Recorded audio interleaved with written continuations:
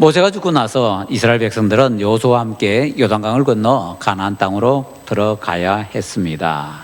그 길은 이전에 그들이 지나가지 않았던 길이라고 합니다. 전혀 새로운 길이었던 것이지요. 이스라엘 백성들이 가야 했던 전혀 새로운 길에 대해서 우리가 오늘 몇 가지 중요한 교훈을 받으면서 2026년 하나님께 은혜 받기를 준비하도록 하겠습니다. 첫째로는요, 4절 하반절과 5절 말씀을 보니까 전혀 새로운 길은 형통의 길이라는 것입니다.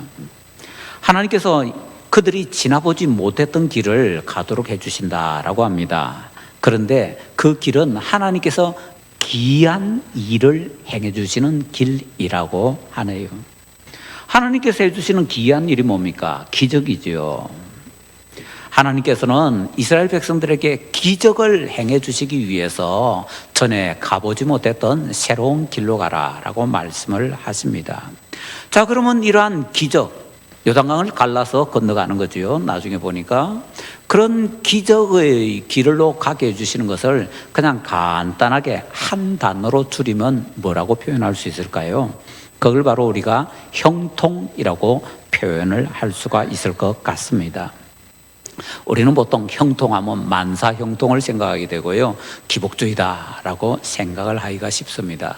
그러나 우리가 섬기는 하나님은 가장 기본적으로 만복의 근원 하나님이십니다. 복 주시기를 기뻐하시는 하나님입니다. 그러한 신앙 고백을 담아서 우리가 찬송가 1장을 뭐라고 표현하고 있습니까? 찬송가 1장 뭔지 아세요? 만복의 근원. 우리 찬송가 1장 그겁니다. 그렇다고 우리 기독교가 기복주의입니까? 아니지요. 하나님께서 우리에게 대해서 기본적으로 가지고 계신 생각은 재앙이 아니고 평안이고 미래고 소망을 주시는 것이다 라고 예레미야서에서 밝히고 있습니다. 그 모든 것들을 정리해서 딱 한 단어로 줄이면 형통이라고 얘기할 수 있습니다. 이걸 어디서 볼 수 있나요? 우리가 아마 다윗의 유언에서 볼 수 있을 것 같습니다. 다윗이 마지막에 죽기 전에 솔로몬에게 유언을 합니다. 유언은요, 자기 인생에 있어서 가장 중요한 것을 하나로 딱 모은 거잖아요. 다윗이 솔로몬에게 내렸던 그 유언을 역대상에서도 열왕기상에서도 똑같이 뭐라고 표현을 하는가 하면요, 바로 형통하라 라고 합니다. 그러니까 다윗이 평생 뭘 바라보고 살았다는 겁니까? 형통. 다윗의 별명이 뭡니까? 하나님의 마음에 맞는 사람. 하나님의 마음에 톱니바퀴 맞추듯이 꼭 끼어 맞춰지는 사람이 바로 다윗이었는데, 다윗이 평생 바라보고 달려간 것이 뭔가? 형통이라는 겁니다. 그래서 그 자기 인생을 딱 정리해서 아들에게 유언으로 남길 때 형통해라, 그게 하나님의 뜻이라는 것입니다. 자, 그것을 다시 오늘 본문을 통해서 보면요, 하나님께서 이스라엘 백성들이 지나가지 보지 못했던 길을 가게 하십니다. 그 길은 하나님께서 기이한 일을 이루어 주시는 일이라고 합니다. 그럼 그건 뭐냐? 그게 바로 형통이라는 것이지요. 2026년 새롭게 시작하면서 하나님께서 내게 가보지 않은 새로운 길로 가라고 하시는데, 그 길은 기이한 일을 행해 주시는 길이고 기적의 길이고 형통의 길이다 하는 것을 믿으시기 바랍니다. 자, 그러면 그렇게 형통의 길로 가는 것이 하나님의 뜻이라면은 우리가 형통을 받아야 되겠습니다. 형통을 받아 누리기 위해서는 어떻게 해야 되는가? 둘째로는 전혀 가보지 못했던 이 새로운 길로, 형통의 길로 가기 위해서는 무엇을 해야 되는가 살펴보겠습니다. 형통의 길로 가기 위해서는요, 첫째로 1절부터 3절을 보니까 순종해야 된다라고 합니다. 3절에 이 상황과 조금 잘 안 맞는 것 같은데 명령이라는 단어가 나오고 있습니다. 이것을 아까 말씀드렸던 다윗이 솔로몬에게 하는 유언을 통해서도 확인을 할 수가 있습니다. 유언을 하는데 그 유언하는 말을 성경에서는 뭐라고 했는가 하면요, 다윗이 솔로몬에게 명령했다라고 합니다. 정말 유언은 명령 맞지요. 그러고 보니까 하나님께서 우리에게 무엇을 요구하시는가? 명령을 하시는데 그 명령을 통해서 순종하기를 원하신다라는 것이지요. 명령이라는 말에는요, 순종이 반드시 같이 따라 붙어야 됩니다. 명령을 했는데 순종하지 않는다, 그건 있을 수가 없는 일이지요. 형통의 길로 가기 위해서는 가장 첫 번째로 뭘 해야 되는가 하면 순종을 해야 된다라는 것입니다. 순종할 때 우리가 조심해야 되는 것은요, 우리가 뭔가 일을 할 때, 특히 올해 같은 이제 새로운 해가 시작되는 바로 이때쯤 되면요, 우리는 계획이 많습니다. 우리의 머릿속에 뭔가 일들에 대한 대책이 많습니다. 계획 세우고 대책 세우는 것, 우리가 해야 됩니다. 그렇지만 이런 말도 있다라는 것을 좀 유의하도록 하십시다. 순종하는 것은 나의 일이요, 대책을 세우는 것은 그분의 일이다. 무슨 얘기인가 하면요, 우리는 계획 세우느라고 순종하는 것을 내려놓을 때가 많다는 겁니다. 그러나 계획을 세우고 대책을 세우고 이런 것들도 순종하는 것을 멈추게 해서는 안 된다라는 것입니다. 우리에게 있어서 가장 중요한 것은요, 형통의 길로 가기 위해서는 하나님의 말씀에 순종하는 것이다 라는 것이지요. 말씀에 순종함으로써 형통하는 것을 가장 잘 보여주는 대표적인 사람 중에 하나는 워너메이커인 것 같습니다. 미국의 백화점 왕이라고 유명했던 워너메이커. 워너메이커에게 당신의 성공의 비결이 뭐요? 물었더니 어릴 때 자기가 성경책을 산 것이라고 얘기했습니다. 전혀 엉뚱한 대답이 나와서 이 뭐지? 라고 기자가 이상하게 생각을 했지요. 그래서 이제 워너메이커의 말을 듣고 그러면 나도 성공하기 위해서 성경책 사면 되겠네요. 그랬더니 워너메이커가 하는 얘기가 성경만 사면 안 되고요, 그 성경을 읽고 믿고 순종하셔야 됩니다 라고 얘기를 했습니다. 어린 워너메이커는 용돈 받아가지고요, 그 용돈으로 성경을 사고 그 성경을 평생 읽었습니다. 그리고 읽은 그 성경을 믿었습니다. 믿은 그 말씀에 순종했습니다. 그게 바로 자기의 성공, 형통의 비결이었더라 하는 것이지요. 자, 그래서 우리는 이 순종을 잘하기 위해서는 성경 말씀 잘 붙들고 말씀대로 순종해야 된다라는 것을 확인할 수가 있습니다. 자, 그런데 이렇게 말씀을 붙들고서 순종할 때 우리가 꼭 가져야 되는 중요한 자세가 하나 있습니다. 그건 뭔가 하면 감사라는 자세입니다. 오늘 새벽에 죄송하지만 제가 새벽 기도를 못 나왔습니다. 어젯밤에 자기 전에 좀 시원찮은 것 같아서 그 첫 새벽 기도했는데 조심해야지, 그리고 딴 때보다 일찍 자려고 노력했습니다. 약도 먹고 일찍 잤는데 일어나 보니까 새벽 기도의 시간이 지나 있더라고요. 눈을 뜨자마자 이 막 몰려오는 것, 좌절감, 절망감 아시죠? 딴 날도 아니고 새해 첫날인데 뭐지? 새해 첫 주인데 이 뭐지? 얼마나 좌절스럽고 당황스러운지요. 그런데 그때 문득 깨달아지는 것이 감사했습니다. 내가 오늘 못 갔다고 절망할 것이 아니라 평소에 새벽 기도에 참여할 수 있었다는 것이 얼마나 감사한 일이었던가. 내가 새벽마다 하나님께 기도하러 가면서 그것에 대해서 감사를 하지 못했었네. 못 간 것에 대해서 좌절하고 탄식하고 절망할 것이 아니라 평소 때 간 것에 대해서 매일매일 감사를 해야 되는데 그 감사를 하지 못했구나 라는 것이 깨달아졌습니다. 그러고 나서 보니까요, 우리가 왜 순종 못하지 생각해 보니까 감사가 좀 부족해서 그런 것 같아요. 이제 내일부터 다음 주일까지 일주일 동안 신년 특별 새벽 기도회를 합니다. 신년 특세 한다 그러면 모든 성도님들이 다 그래도 대놓고 얘기는 못하지만 내가 그래도 이번에 한번 개근을 해봐야지 이런 마음을 가지십니다. 내가 한 번이라도 참석해봐야지 이런 마음을 가지십니다. 근데 막상 뚜껑 열면은 됩니까? 계획은 계획이고 현실은 현실이고. 그래서 어떤 분들은요, 일주일 동안 내가 개근해야지 라고 결심했는데 중간에 하루 어떻게 돼가지고 빠져버립니다. 그러면 에이 그러고는, 근데 그날은 A가 아니라 감사를 더 많이 해야 되는 날이라는 거죠.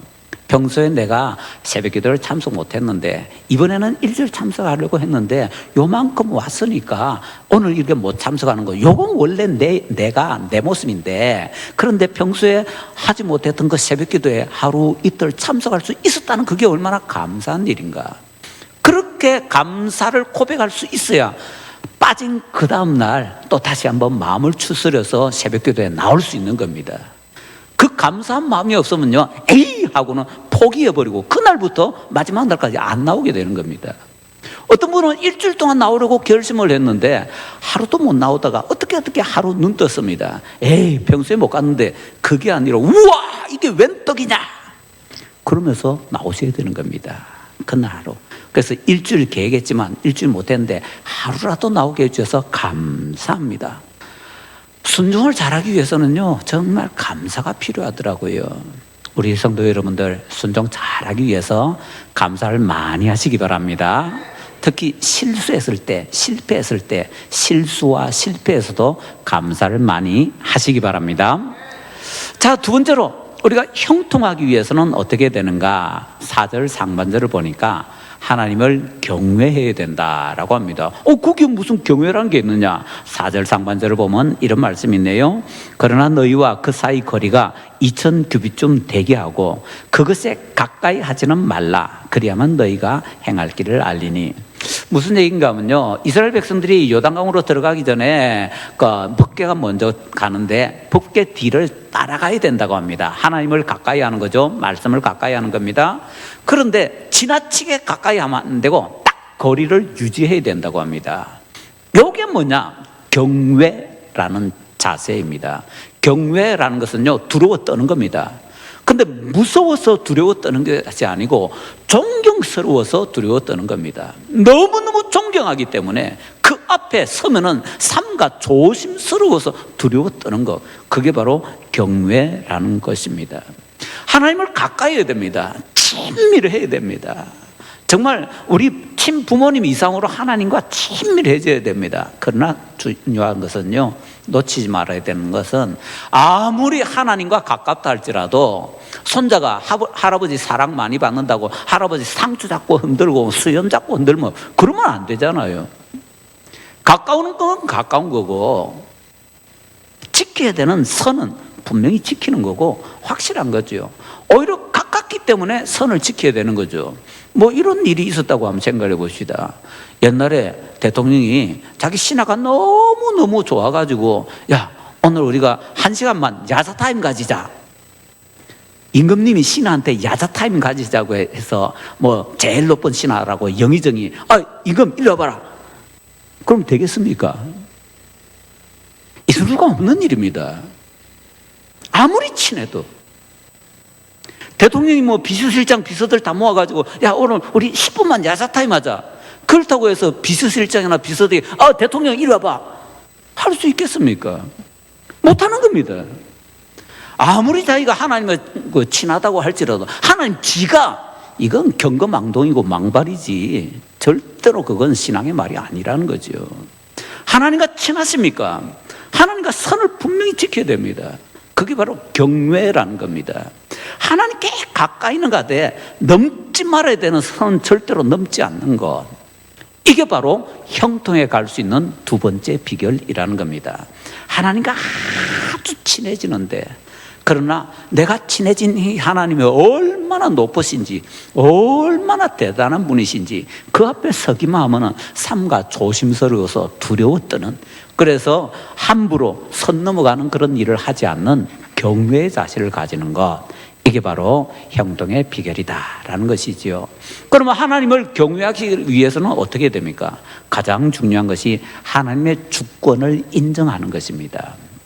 하나님 주권을 인정한다는 것은 하나님께서 1번이시라는 겁니다. 뭐든지 하나님 뜻대로.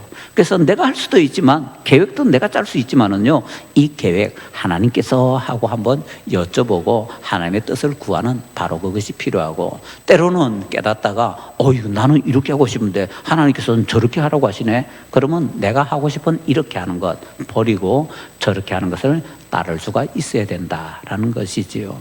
때로는 하나님의 주권을 인정한다는 것이 뭔가라고 우리가 생각을 하기가 쉽습니다. 그래서 하나님의 주권을 인정한다는 것이 뭔지 이런 다른 예를 통해서 한번 생각을 해보겠습니다. 미국의 어떤 산간 마을에 불이 났습니다. 엄청난 산불이 나가지고요, 그 산불에 마을이 거의 포위되다시피 했습니다. 사람들이 살기 위해서 발을 동동 구르면서 탈출하는데요, 어떤 사람들은 산불이 났으니까 산불은 위로 올라가잖아요. 그래서 그 산불을 피하기 위해서 아래로 내려가려고 했습니다. 그런데 길을 찾지 못하고 그 불에 그냥 불길에 숨지게 되었습니다. 자, 그런 상황들이 막 벌어지니까 어떤 한 사람이 얘기합니다. 여러분, 저를 따라오세요. 근데 이 사람이 산 아래로 내려가는 것이 아니라 산 꼭대기로 올라가는 겁니다. 그러면서 자기를 따라오라는 겁니다. 사람들이 야야, 산불인데 산 꼭대기 가면 어떻게 하냐고, 무조건 따라오시라고. 그래서 사람들이 노심초사하지만은 그래도 산 아래로 내려가려다가 산불이 너무 거세게 올라오니까 내려가는 길을 찾지 못해서 사람들이 막 타 죽고 이런 모습을 보고는 할 수 없이 그 사람 따라 올라갔습니다. 산 꼭대기에 올라가서 보니까 다 보이는 거예요. 그 다 보이는 가운데 아직 불이 번지지 않는 곳이 있더랍니다. 그래서 그걸 딱 쳐다보고는 그 길로 내려가서 사람들이 다 살았다고 합니다. 우리가 이 세상 살다 보면요, 길이 보이지 않을 때가 있습니다. 죽는다 싶을 때가 있습니다. 그때 사람들이 산 꼭대기로 올라가는 것처럼 하나님을 인정하고 하나님께 맡기는 것이 필요하다 하는 것이지요.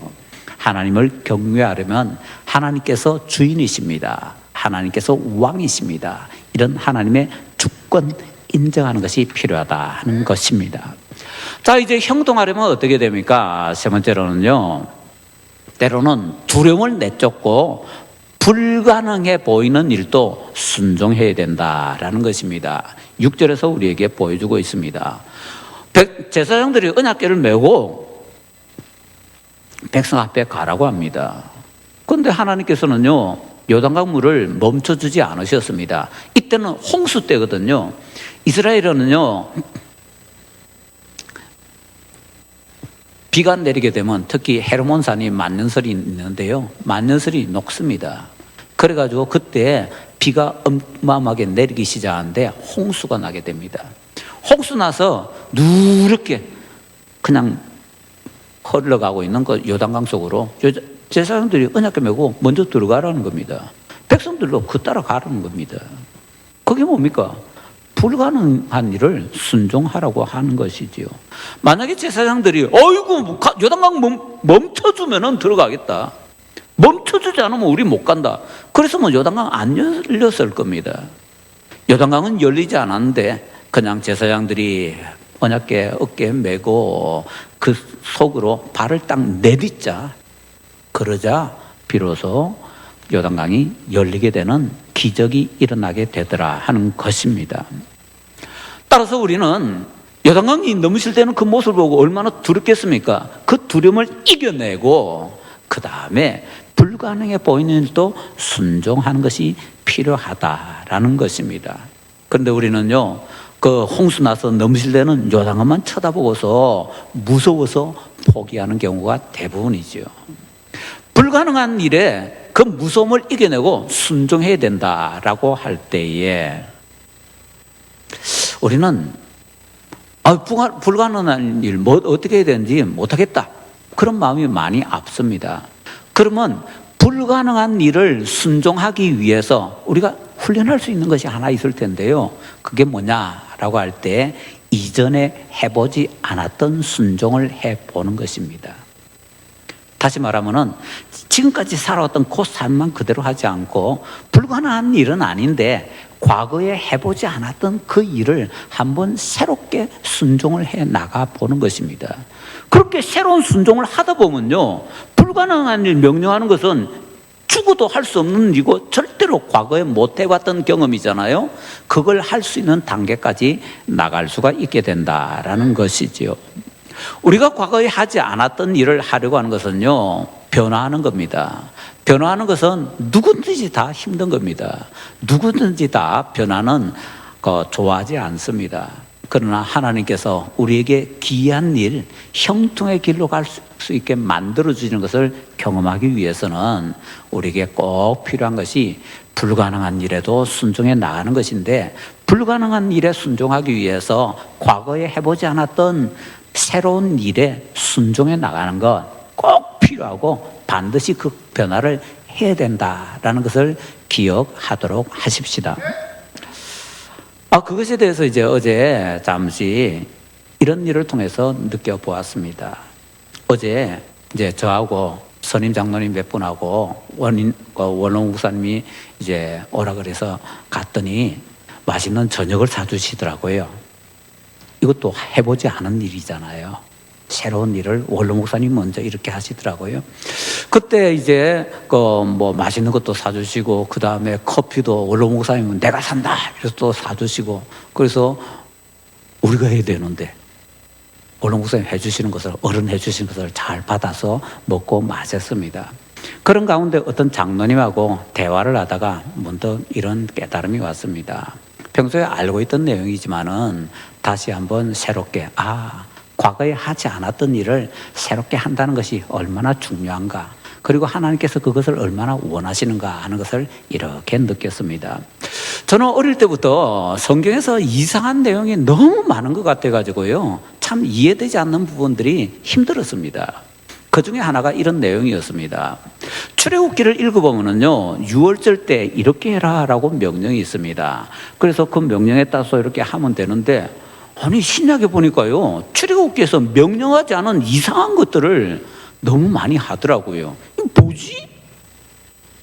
출애굽기에서 보면요, 6월절 음식을 먹을 때는 뭐 옷 입고 띠를 띠고 뭐 급하게 뭐 어디 여행 떠날 것처럼 그렇게 자세로 먹으라고 하는데, 신약에서는요 6월절 식사할 때 보면 밑에 각주가 달려있는데 헬 기대어 누워라고 되어 있습니다. 그건 뭔가 하면은 이스라엘 백성들이 바벨론 포로에 잡혀갔다가 돌아왔을 때부터 6월절에 새로운 풍습을 만들었는데, 그것은 옆으로 비스듬히 기대어 누워서, 혹시 배너 영화 보신 분들은 기억하실 텐데, 배너 영화 보면은 요랑 같은 긴 침상 같은 게 있는데요, 거기에 비스듬하게 누워가지고 이렇게 빵 같은 걸 뜯어먹는 모습을 보실 겁니다. 그게 헬라어에서 기대어 눕다라는 자세입니다. 보통 때 식사는 그렇게 하지 않는데 명절 식사는 그렇게 하는 전통을 유대인들이 새롭게 만든 겁니다. 아니 급하게 어디 갈 것처럼 해야 되는데 오히려 그런 자세, 이거 아닌 것 같은데, 근데 예수님께서 그 자세를 그대로 받아서 6월절에 그렇게 식사를 하시는 겁니다. 헬 기대어 누워. 그래서 6월절 식사 자리에 그 장면이 딱 나오는 겁니다. 야, 이거는 과거에 하지 않았던 건데 이스라엘 사람들이 어떻게 하면 하나님께 좀 더 우리의 마음을 더 표현할 수 있을까 하다가, 6월절 식사는 특별 식사이기 때문에 명절 식사 자세로 우리가 이렇게 하면 어떨까? 그랬더니 예수님께서 그거 받으신 겁니다. 그 자세를 해주십니다. 출애굽기에 보면요, 6월절 때 포도주 없습니다. 포도주 같은 건 안 나옵니다. 그리고 예수님께서 가룟유다에게 빵을 찍어서 이렇게 주시잖아요. 양념장입니다. 양념장 없습니다. 근데 유대인들은요, 바벨론 포로 갔다 오고 나서 계속해서 고민하는 겁니다. 우리가 신앙이 안 좋아서 이렇게 잘못돼가지고 바벨론 포로까지 잡혀갔다 왔는데 하나님 은혜로 다시 돌아왔으니까 어떻게 하면 하나님을 잘 섬길 수 있을까 고민을 하다가, 이 6월절에 그 누룩 넣지 않은 빵 먹기가 너무 힘든 겁니다. 썬나물 이런 거 먹기가 너무 힘든 겁니다. 그래서 너무 먹기 힘드니까 조금 제대로 잘 먹기 위해서 순종하고자 하는 마음으로 양념장을 만들었습니다. 그 양념장 만드는 거 구약이 없잖아요. 그런데 예수님께서 받아주셨습니다. 그래서 유다에게 빵 조각 이렇게 양념장 찍어서 주시잖아요. 거기에 예수님께서 그 새로운 풍습도 내가 받아줄게 하고 받아주신 겁니다. 포도주 없거든요. 이스라엘 백성들은 바벨론 포로 갔다 오면서 어떻게 됐는가 하면요, 6월절 식사를 더 잘하기 위해서 포도주 잔을 식사 중간에 몇 번 돌린다 규칙을 만들었습니다. 첫 번째 잔을 돌리고는 뭐라고 얘기하고, 두 번째 잔을 돌리고는 뭐라고 얘기하고, 그러면서 계속 식사를 해 나가는 겁니다. 그걸 그대로 예수님께서 받으셔서 먼저 잔을 주시고 떡을 주시고 그 장면이 그렇게 만들어진 겁니다. 그러니까 예수님께서는요, 이 유대인들이 명령하지 않은 새로운 것들을 막 만들었는데 그것이 하나님의 말씀에 위배되지 않는다면은, 하나님의 말씀을 벗어나지 않는다면은 신앙생활 잘하기 위해서 너희들이 노력하면서 이거 만들었구나, 내가 다 받아줄게, 다 받으신 겁니다. 그래서 사실은 우리 성찬에서는 원래 떡만 나눠줘야 되는데 포도주 잔도 나눠주는 이 전통이 만들어지게 된 것입니다. 그러면은 이게 뭡니까? 이스라엘 백성들이 예전에 하지 않았던 새로운 순종들을 변화를 하면서 만들어 나가는 거지요.